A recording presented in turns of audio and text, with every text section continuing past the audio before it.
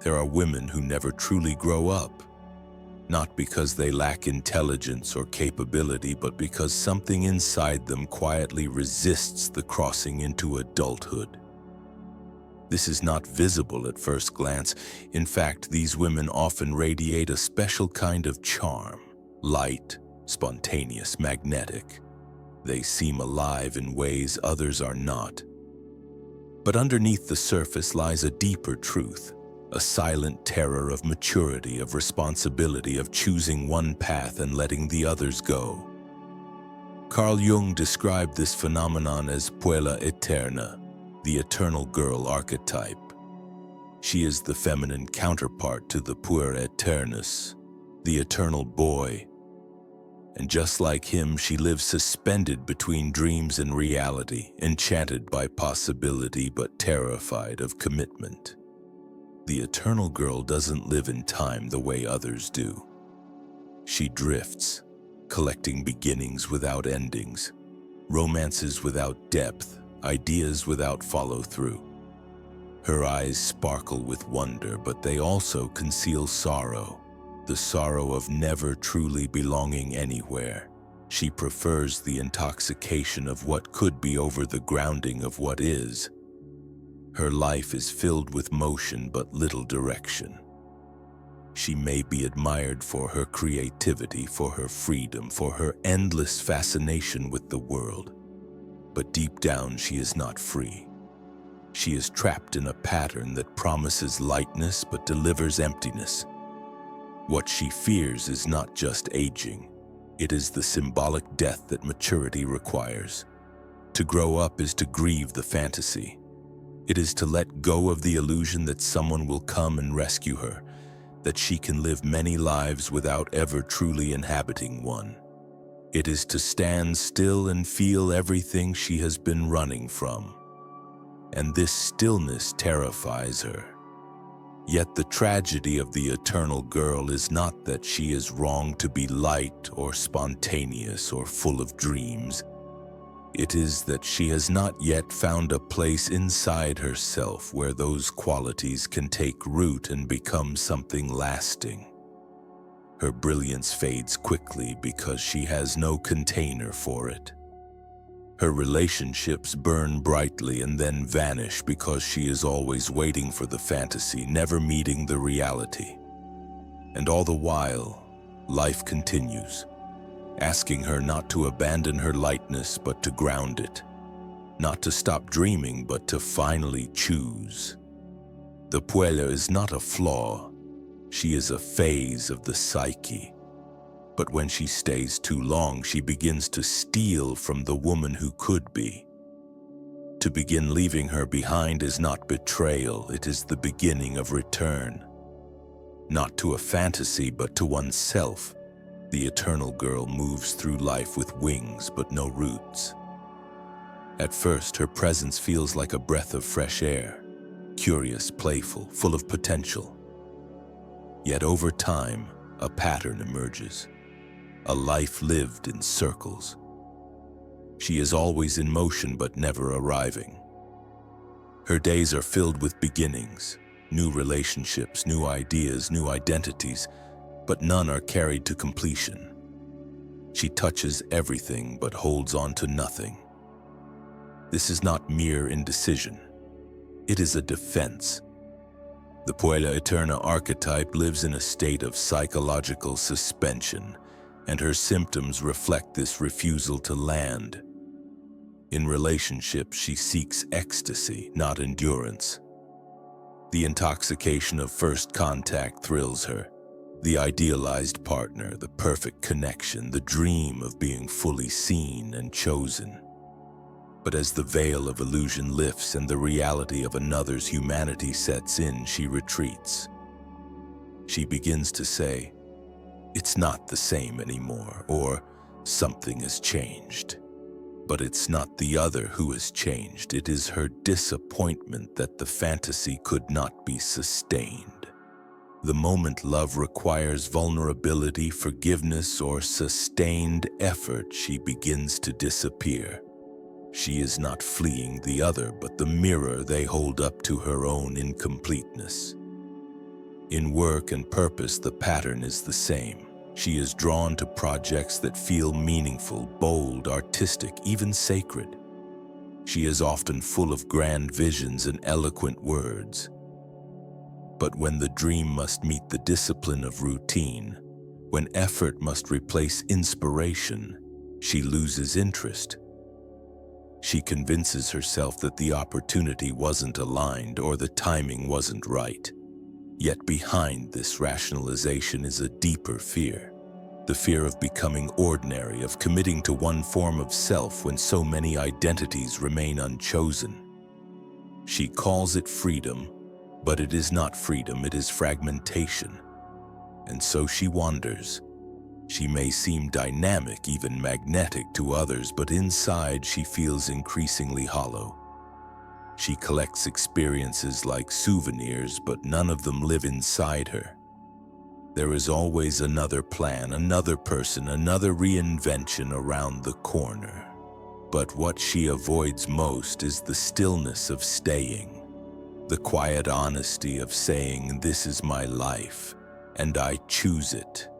These symptoms, restlessness, avoidance of commitment, romantic idealization, project abandonment, and a deep resistance to finality, are not flaws of character. They are the marks of an archetype in control. The Puella does not mean harm. She is a guardian of possibility, but left unchecked, she becomes a thief of wholeness. And the longer she leads, the more the woman loses touch with her center, her depth, and her direction. The eternal girl does not emerge from a vacuum. She is not born merely from personal tendency or isolated trauma. She is the daughter of a culture that reveres beauty over depth, spontaneity over stability, and eternal youth over authentic maturity. Her roots are both psychological and societal, interwoven in ways that make her condition difficult to recognize and even harder to challenge. From a young age, women are taught, subtly and relentlessly, that their value lies in how they are perceived, not in who they truly are.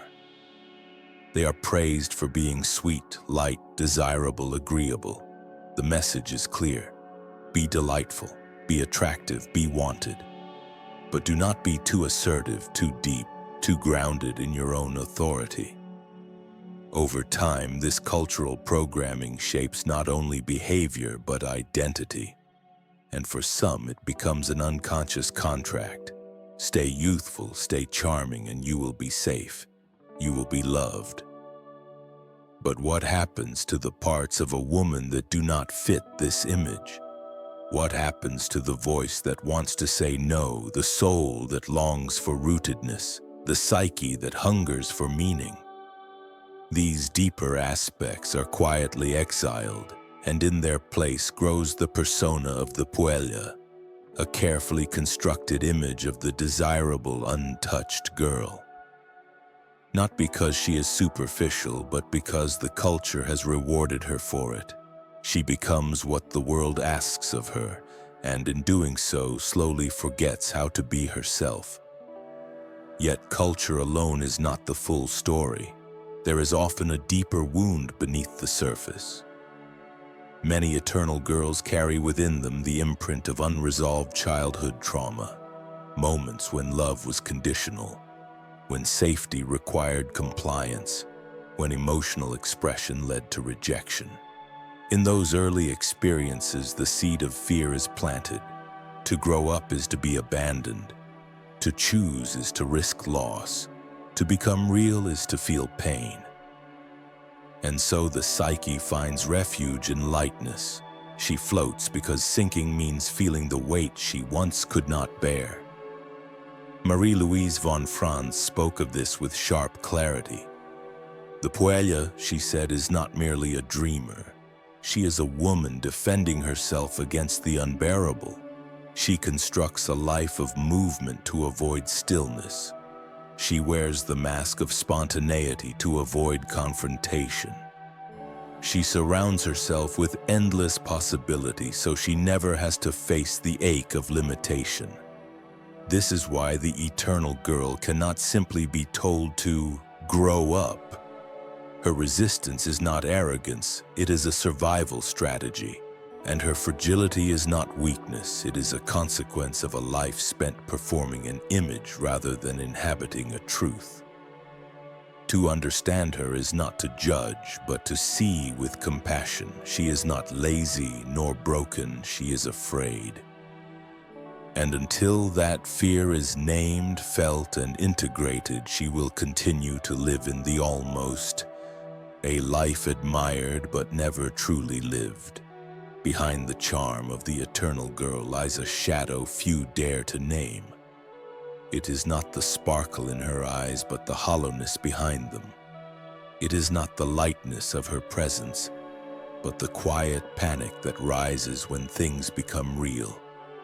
This is the shadow of the Puella Aeterna, not the girl she shows to the world, but the part of her that sabotages intimacy, rejects stability, and flees from the very life she claims to desire. On the surface, she appears magnetic, creative, emotionally expressive, full of stories and dreams. But if one looks closely, a pattern reveals itself. Relationships that begin in ecstasy and end in disillusionment. Careers that ignite with passion but extinguish with restlessness. Choices made and then unmade again and again. This is not coincidence. It is defense. It is the work of the shadow, a hidden force within her psyche that resists every form of permanence, because permanence threatens the illusion of infinite possibility. In love, this sabotage is most painful. She seeks a partner who will see her deeply, love her unconditionally, and rescue her from her inner chaos. But when someone begins to truly show up, to love her in the flawed, ordinary human way, she feels cornered. The mask begins to slip, the fantasy begins to die, and rather than facing the discomfort of vulnerability, she escapes. She tells herself the magic is gone, that the connection was never real, when in truth it is reality itself that frightens her. She wants ideal love, but not the uncomfortable mirror that real intimacy demands. In her work, the same dynamic unfolds. She craves meaning, but recoils from structure. She wants to feel inspired, but not obligated. The discipline required to bring her visions to life feels suffocating. And so she moves on, to a new job, a new field, a new dream. She tells herself she is evolving, but often she is simply avoiding the frustration, the boredom, the sacrifice that any real endeavor requires. She calls it authenticity, but it is evasion. This cycle of longing and fleeing, idealizing and rejecting, is not a conscious choice. It is the unconscious sabotage of a psyche that fears containment. The eternal girl's greatest terror is that if she commits, she will lose her freedom.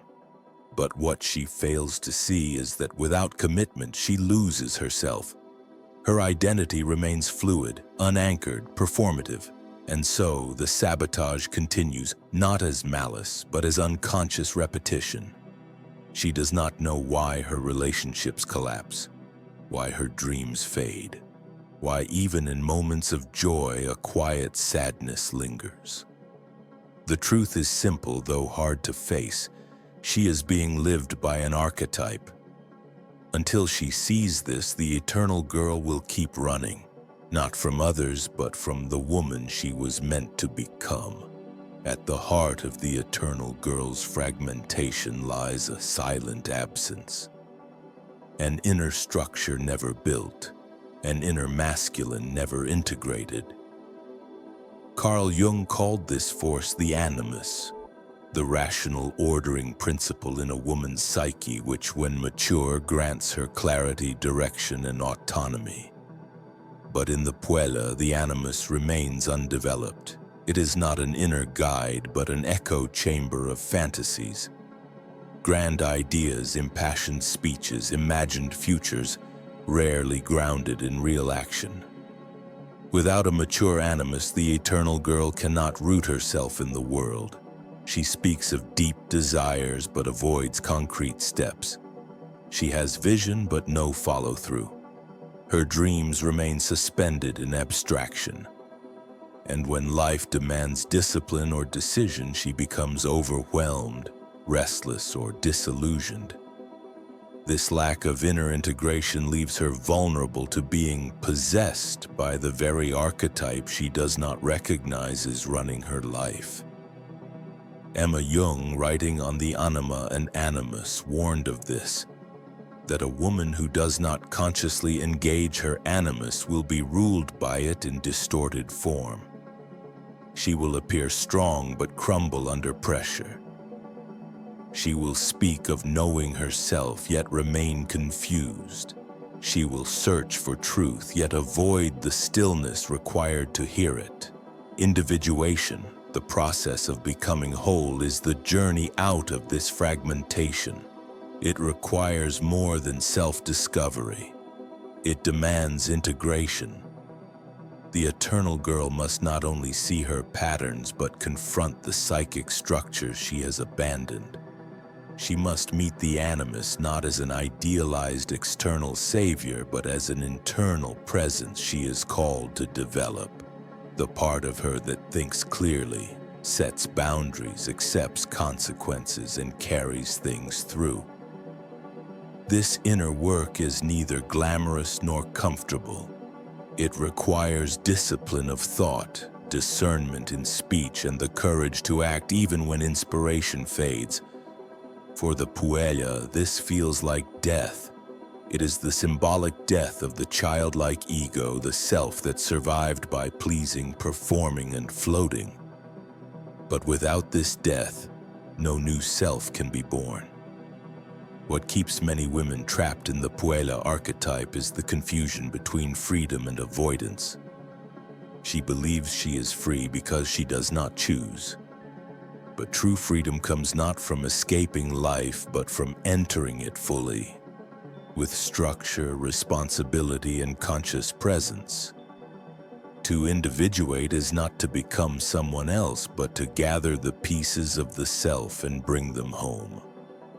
The journey begins when she stops running from the masculine within her, when she allows her intuition to be supported by reason, her sensitivity to be balanced by clarity, her longing to be stabilized by purpose. Then, and only then, can the eternal girl begin her transformation, not by rejecting who she was, but by becoming fully who she is. There is a quiet cost to living as the eternal girl, a cost not always visible from the outside, but deeply felt in the silent hours of the soul. To remain within the Puella Aeterna archetype is to exist in a perpetual state of becoming, without ever arriving. It is to live in the illusion of freedom while feeling increasingly unanchored. Over time, this pattern, once enchanting, becomes a cage. A life once filled with promise begins to echo with absence. When a woman clings to the maiden too long, something inside her withers. The lightness she once embodied becomes fragility. The openness turns into avoidance. She drifts not with curiosity but with confusion. She speaks of potential but fears commitment. She is admired, perhaps even envied, yet profoundly disconnected from her own center. And as the years pass, the dissonance between her outer appearance and her inner truth grows unbearable. The consequences are not just emotional, they are existential. She begins to feel that life is happening around her, not within her. While others build, root, and deepen, she remains suspended. She watches seasons change, relationships evolve, opportunities pass, yet she stays in the realm of almost in love, almost at peace, almost ready to begin.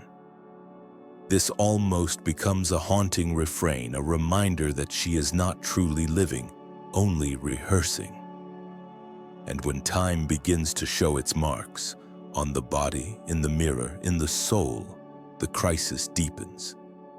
Because the Puella has built her identity around youth, charm, and novelty, aging becomes a threat to her very sense of self.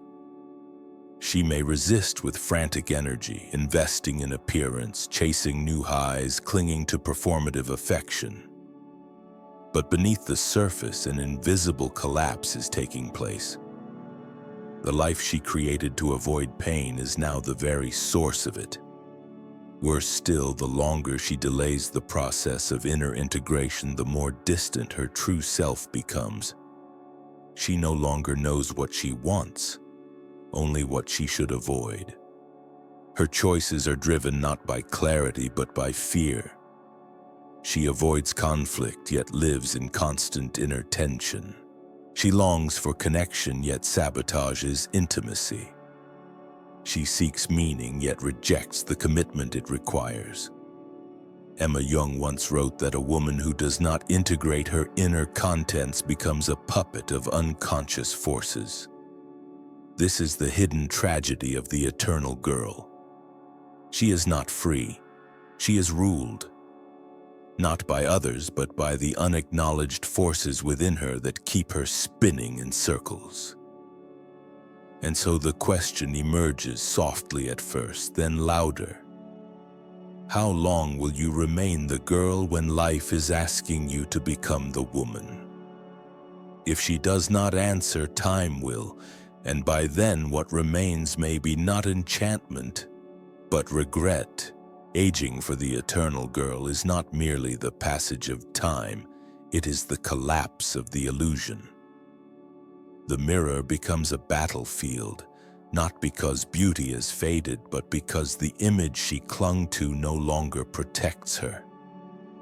In a culture that glorifies youth and novelty, the Puella Aeterna lives with the unspoken belief that her value lies in staying light, lovely, and untouched by the weight of real life. And so, as the years pass, she is not simply afraid of growing older. She is terrified of disappearing. But what she truly fears is not physical aging. What terrifies her is the symbolic death that maturity demands. The letting go of fantasy, the grieving of unchosen lives, the descent into the unknown terrain of selfhood. Growing up requires surrendering the masks that once made her feel safe, masks of perfection, innocence, and desirability.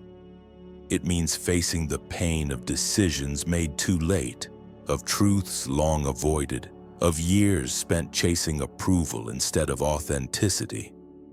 It means dying to who she thought she needed to be in order to become who she truly is. This is why so many women remain suspended in the archetype. They are not weak, they are uninitiated. They have never been shown that death in its symbolic form is not the end. It is the threshold, and beyond it lies something richer, deeper, more rooted. But crossing this threshold means losing the enchantment of the eternal girl. No more endless beginnings, no more dreamy maybes, no more being chosen only for one's promise. It means becoming. And becoming is terrifying to a self that has only learned to survive by pleasing and performing. To age consciously is to walk toward this symbolic death with open eyes. To say, yes, I am no longer the girl who waits to be saved. I am the woman who chooses herself. But the Puella resists this with everything she has. She doubles down on charm, on movement, on external pursuits.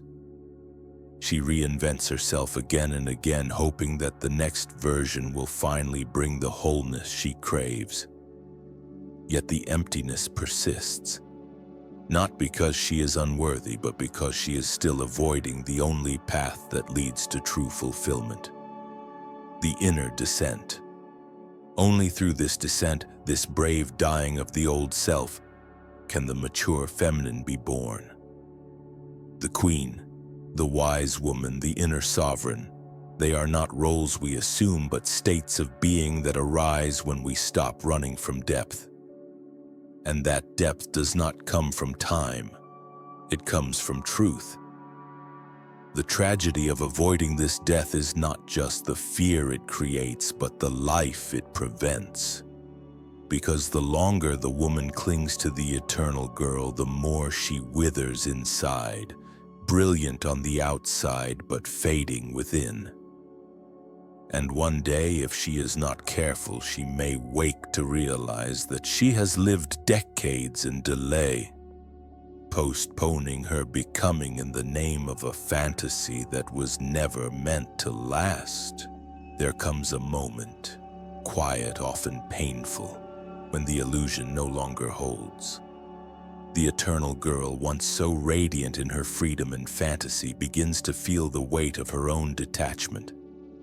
The charm that once opened doors now feels empty. The endless beginnings no longer inspire. The world, once a playground of possibilities, starts to feel like a maze with no center. And it is here, in this sacred unraveling, that the true feminine begins to emerge. Not as a performance, but as presence. Not as ideal, but as essence. The birth of the mature feminine identity does not come with applause. It comes with surrender. It begins the moment a woman dares to stop running from herself, from time, from responsibility. When she pauses, not because she has nothing else to chase, but because she no longer wants to live in fragments. She no longer wants to remain half.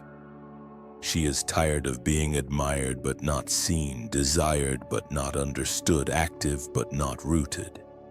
And in that quiet exhaustion, something ancient stirs within her, a call to return to herself. This is not about becoming someone else. It is about reclaiming what has always been within. The queen archetype, the wise mother, the inner sovereign. This mature feminine is not afraid to take up space, to choose, to end, to stay.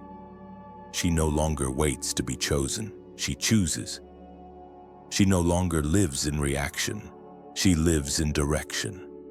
Her presence does not beg for approval, it radiates from self-recognition. But to embody this depth, she must pass through fire, the fire of honesty, the fire of grief, the fire of cutting away the masks she once wore to survive. She must mourn the girl who dreamed of being saved, who feared saying no, who believed her power was in being wanted. And then, in the ashes, she finds something truer. A voice that speaks with clarity.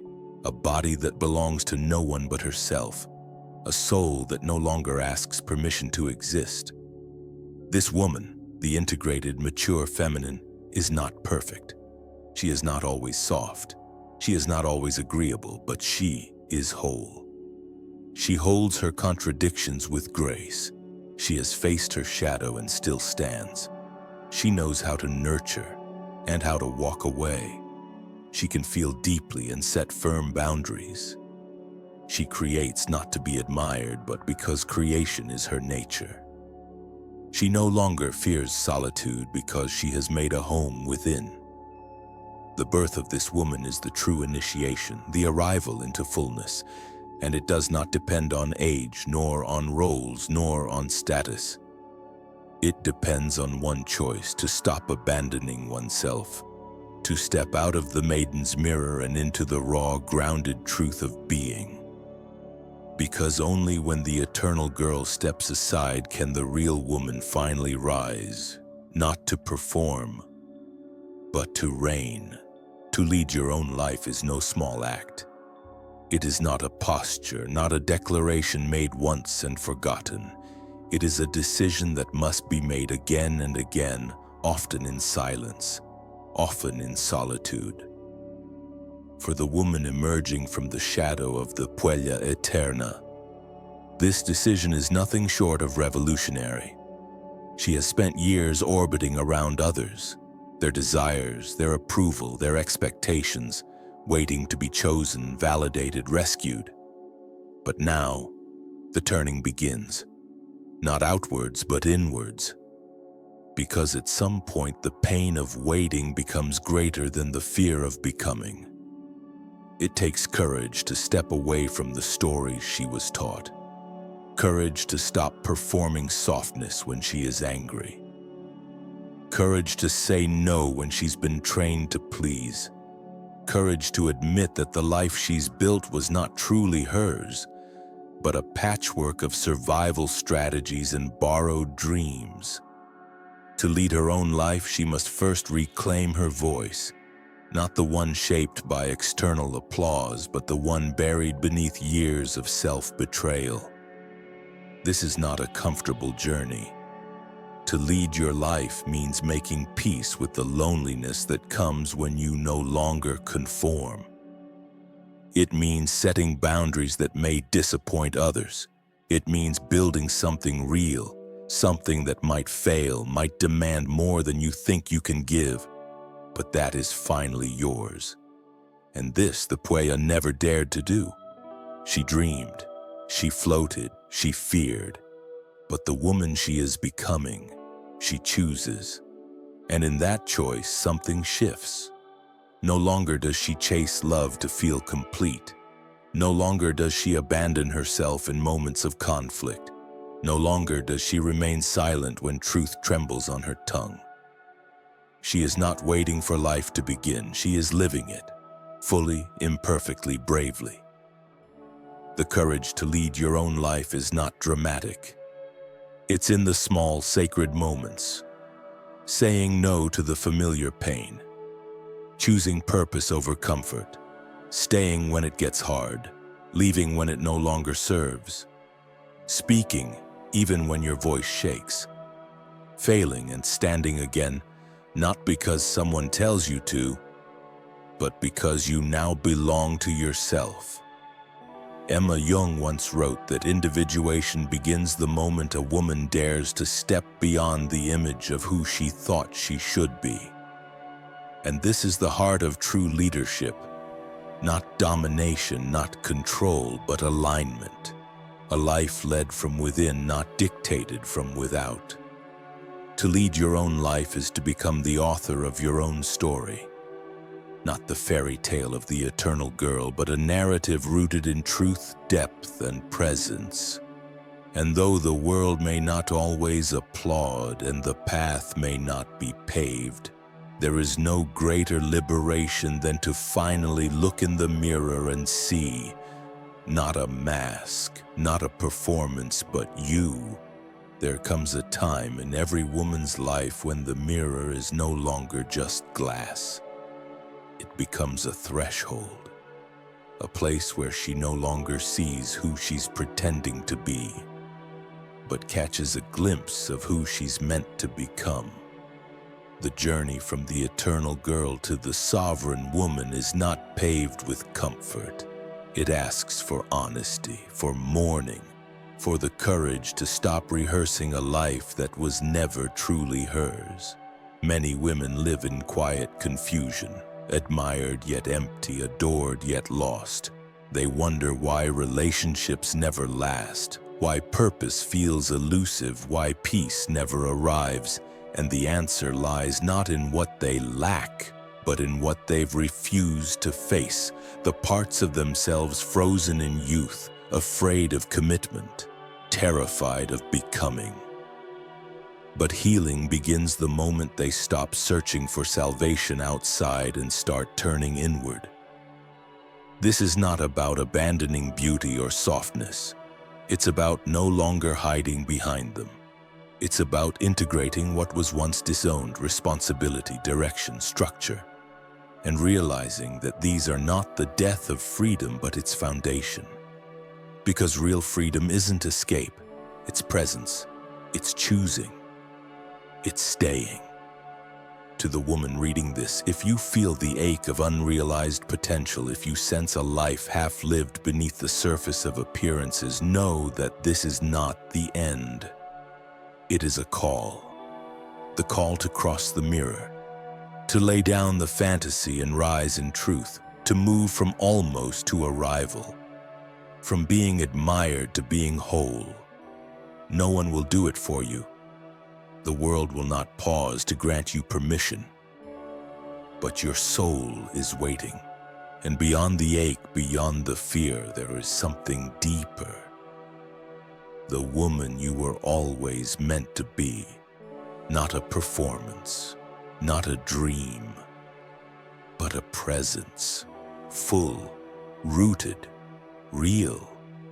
This is your time.